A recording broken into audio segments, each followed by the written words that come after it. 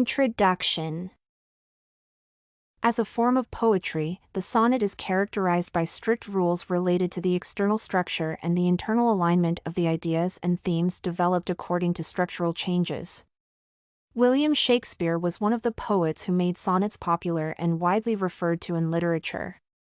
The sonnet selected for analysis in this paper is Shakespeare's Sonnet 18 under the title "Shall I Compare Thee to a Summer's Day?" In this sonnet, William Shakespeare intentionally follows a traditional 14-line external structure to incorporate traditional themes of love, nature, and time into logical segments reflecting the development of thought and argument. External form. The analyzed sonnet is a traditional Shakespearean sonnet consisting of 14 lines. They are subdivided into 3 quatrains and a final 2-line stanza. The structure is strictly followed, the rhyme is also strict, with separate parallel rhyming within each quatrain and rhyming lines of the last 2-line stanza. The iambic rhythm ABAB, CD, EF, GG rhyming, and the traditional 14-line structure allow for claiming that this piece is a sonnet. It does not deviate from sonnets in any way due to the strict following of the structural, thematic, and content-related rules. Internal form. The overall meaning of the analyzed piece is traditional to sonnet tradition. According to conventional thematic frameworks commonly utilized in sonnets, Shakespeare refers to the themes of love, nature, and time. The author uses a traditional metaphorical comparison of his beloved to nature in general and a summer's day in particular. The external structure is harmoniously incorporated with the inner themes and ideas. In accord with the tradition, the poet addressed his beloved directly by posing a question at the beginning of the sonnet and providing a short but distinctive answer at the end.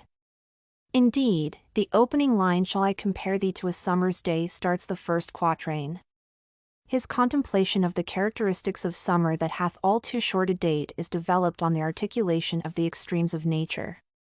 The first 2 quatrains are devoted to nature and how it fails to provide consistency and balance for adequate comparison to the poet's beloved. The third quatrain starts with the word but and marks a shift from question in nature to answer and the beloved. Before providing the answer, the poet develops his thought in the last quatrain by denying the possibility of comparing his loved one to a summer day because her beauty is compared to eternal summer that shall not fade. Finally, the answer to that question is implied in the last 2-line stanza stating, "So long as men can breathe, or eyes can see, so long lives this, and this gives life to thee." In such a manner, Shakespeare concludes with the remarks on the eternity of love without fading or deeming, as nature would do, because his beloved is lovelier than a summer's day. Conclusion. In summation, the analyzed sonnet is an example of a traditional structure in which the poet has addressed traditional themes and ideas. Shakespeare managed to align his message about the impossibility of comparing his beloved to a summer's day with the structure of the sonnet, which allowed for developing a compelling logical stream of thought.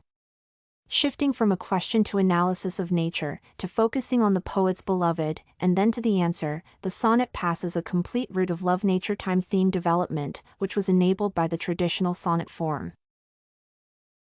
StudyCorgi.com has everything you need for successful studies. Writing tools, informative articles, and essay samples. Come check it out!